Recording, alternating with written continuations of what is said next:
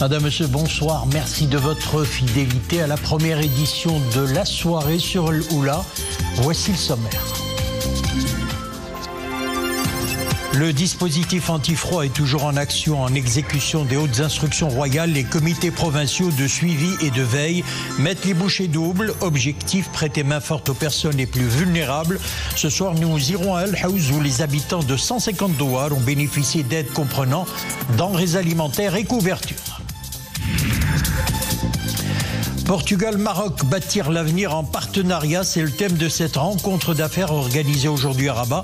Les deux pays entendent développer leur coopération dans plusieurs secteurs à l'aube de l'organisation tripartite de la Coupe du Monde 2030. Pour ses propriétés médicinales et pour le plaisir des papilles, le miel restera l'ingrédient star des cuisines et des tartines. À Chefchaouen, des apiculteurs développent des variétés qui font la fierté de la région. Nous découvrirons le goût du miel et du dur labeur en fin de journal.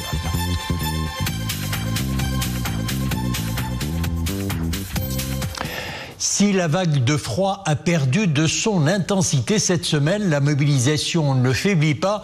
Les services du ministère de l'Intérieur restent mobilisés en exécution des hautes instructions royales. Objectif, apporter aide et soutien aux populations des régions montagneuses, là où le mercure affiche de tout petits chiffres. Ce soir, nous irons dans les environs de Marrakech, plus précisément dans les villages montagneux d'El Haouz. Les habitants de 150 douars ont bénéficié d'aides comprenant denrées alimentaires et couvertures. C'est un reportage de Amina Allam, Mu'tasim Billah Bouazaoui et le commentaire est signé Maria Oued. Dans la petite commune de Zarqten, nichée à 1505 mètres d'altitude, le thermomètre affiche 0 degré au petit matin. Une vague de froid qui pousse les services du ministère de l'Intérieur à acheminer de l'aide aux populations les plus vulnérables des régions isolées d'El Haouz. Confrontés à des conditions de vie difficiles, notamment en ces temps de grand froid, les bénéficiaires saluent cette initiative réconfortante. Dans les paniers distribués, des denrées alimentaires de première nécessité. Notre village est situé dans une région montagneuse en haute altitude et il fait vraiment très froid à cette époque de l'année. Il a d'ailleurs beaucoup neigé ces derniers temps et de ce fait nous sommes très heureux de pouvoir bénéficier de ces aides dont nous avons énormément besoin. Cette initiative fait chaud au cœur et nous aide énormément à faire face aux aléas de l'hiver. Les dons sont divers et variés et comportent beaucoup de produits de première nécessité dont nous avons extrêmement besoin. Nous avons beaucoup de chance de pouvoir bénéficier de ces colis très bien fournis. Il y a des sacs de farine, de l'huile, du lait, du thé, du sucre. Tous les produits sont là pour subsister durant l'hiver. Cette opération se déroule dans le cadre de la mobilisation globale visant à faire face à la vague de froid dans les zones montagneuses, lancée en exécution des hautes instructions de Sa Majesté le roi Mohamed VI au profit des populations vulnérables. Une opération sous la supervision du comité de veille et de suivi de la province d'El Haouz.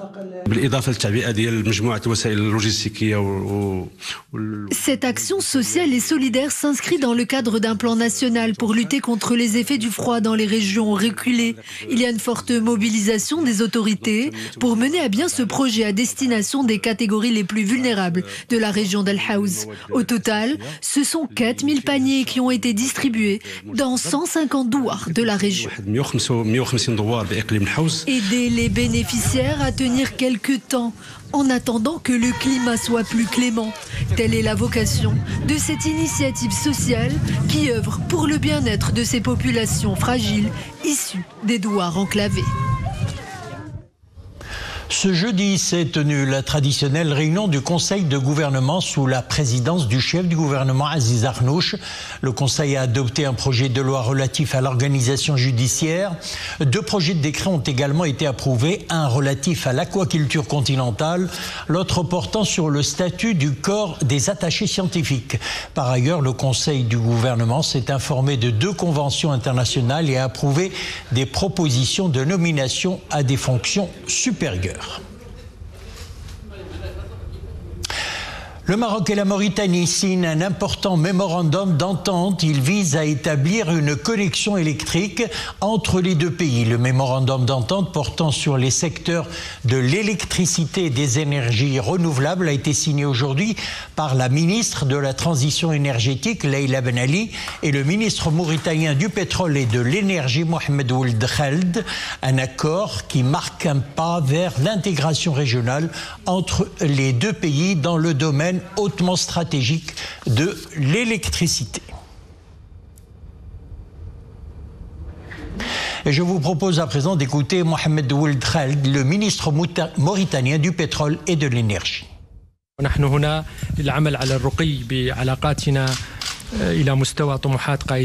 Nous sommes ici pour hisser nos relations au niveau voulu par Sa Majesté le roi Mohamed VI et par son Excellence le président mauritanien Mohamed Ould Cheikh El Ghazouani.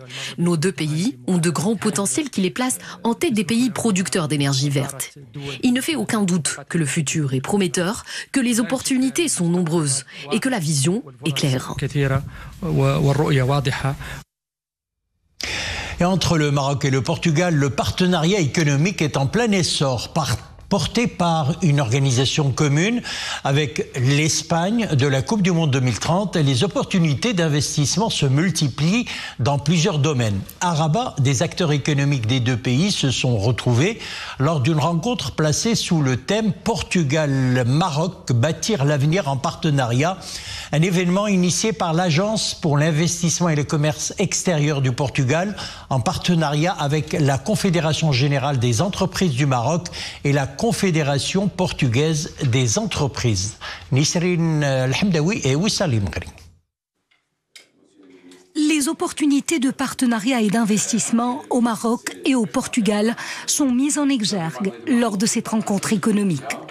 Rabat et Lisbonne œuvrent aujourd'hui à bâtir leur avenir sous le signe de la co-construction, en particulier à l'aube de l'organisation tripartite de la Coupe du Monde 2030. Nous sommes ici à cette forum de coopération entre Maroc et Portugal. Et je pense qu'on le doit voir pas comme un point d'arrivée, mais surtout un début d'une coopération ancienne entre les deux pays, qui avec la Coupe du Monde gagne ici en vision gagnant-gagnant pour un événement en 2030 sportif, mais qu'il va avoir des différents axes d'intégration, soit du point de vue culturel, social, mais surtout économique. Une belle dynamique d'investissement souffle sur le royaume qui compte sur son sol plus de 200 entreprises portugaises. L'heure est au renforcement des partenariats stratégiques entre les entreprises marocaines et portugaises dans le cadre du partenariat euro-africain.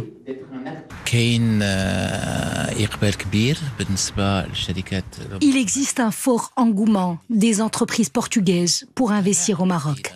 Les deux pays partagent la même conviction, celle de renforcer les relations bilatérales dans le cadre de la transformation mondiale en cours, surtout avec le retour du protectionnisme. Et cela conforte notre vision commune. Vous savez, avec l'organisation tripartite de la Coupe du Monde 2030, nous allons renforcer davantage nos relations et favoriser le dialogue et l'intégration, en particulier dans les secteurs économiques. Cette réunion d'aujourd'hui est une volonté des deux pays de s'allier dans le cadre de la co-construction. C'est-à-dire qu'on vient se dire comment une entreprise marocaine peut accueillir une entreprise portugaise sur le sol marocain, sur des chaînes de valeur que le Maroc développe, l'énergie, l'intelligence artificielle et les IT en général, et toutes les chaînes de valeur, qu'elles soient automobiles, qu'elles soient dans l'aéronautique, qu'elles soient dans le portuaire, qu'elles soient dans la construction ferroviaire. Il y a des complémentarités entre nos deux pays. L'enthousiasme d'organiser ensemble la Coupe du Monde 2030 est palpable des deux côtés. Cette rencontre est le moment opportun pour les deux nations de mettre en avant leurs compétences organisationnelles et logistiques. Le Maroc, le Portugal et l'Espagne sont aujourd'hui appelés à faire montre de leur capacité à coordonner efficacement tous les aspects de l'événement. De la Coupe du Monde 2030 à la Coupe d'Afrique des Nations 2025, le tirage au sort de la phase finale sera exécuté ou effectué lundi prochain au Théâtre National Mohamed V de Rabat. C'est ce qu'annonce la Confédération africaine de football. La cérémonie est prévue à 19h. L'événement réunira des figures emblématiques du football africain, des représentants des fédérations, des médias internationaux ainsi que des légendes sportives. Les 24 équipes qualifiées seront réparties en 6 groupes pour la phase finale. Et puis, autre annonce, celle du bureau directeur de la Ligue nationale de football féminin. Le championnat professionnel prendra fin le 10 mai prochain en perspective de la Coupe d'Afrique des Nations qui se déroulera au Maroc en juillet 2025. La finale du championnat national professionnel de division 2 aura lieu en mai 2025, le 14 mai 2025, entre les têtes de groupe du Nord et du Sud. Et pour refermer cette édition, nous plongeons dans l'univers captivant de ces petits insectes pollinisateurs, stars des champs et des fleurs. Je vous parle bien entendu des abeilles. À Chefchaouen, des colonies protégées produisent du miel à foison. Les apiculteurs locaux veillent à assurer une bonne récolte de ce nectar qui se décline sous différentes variétés et saveurs. Le miel dans tous ses états, c'est un reportage de Abdelali Gnouni, Fenna Shakil Alaoui, Mohamed Jabri. Le récit signé Maria Oued. À Chefchaouen, les apiculteurs sont aux petits soins des abeilles. Allumer l'enfumoir, observer les trous de vol et transvaser les ruchettes dans les ruches. Comme une mécanique bien huilée, les gestes sont précis avant l'extraction du fameux nectar, le miel Mrouna. Produit à partir du nectar des fleurs de l'arbousier, il permet entre autres de renforcer l'immunité. En ce moment, nous décuplons nos efforts envers les abeilles pour les préserver des aléas environnementaux. Pour cela, nous les regroupons dans des cuves afin qu'elles produisent du miel Mrouna. Ce miel est très particulier tant au niveau du goût que de sa fabrication. Les abeilles doivent être en extérieur et pouvoir butiner à leur guise. Riches de ces différentes variétés de miel, les apiculteurs de Chefchaouen s'organisent dès à présent pour préparer le conditionnement du miel avant la première récolte de l'année, prévue entre le mois d'avril et le mois de juin prochain, à condition que les conditions météorologiques soient au rendez-vous. Cette unité permet de récolter du miel Bournor, et cela dans des conditions optimales. D'ailleurs, nous avons déjà commencé les préparatifs de récolte du printemps, en construisant notamment des ruches et des bacs de récolte. Nous faisons de notre mieux pour protéger les abeilles du froid et de l'humidité. L'apiculture est un pilier essentiel de l'agriculture à Chefchaouen, car il y a beaucoup de forêts dans la région, mais aussi une faune extraordinaire qui favorise l'apiculture. Avec une production annuelle nationale de 3800 tonnes de miel par an, le miel de Chefchaouen s'impose comme un trend au Maroc, en raison notamment de ses nombreuses vertus thérapeutiques.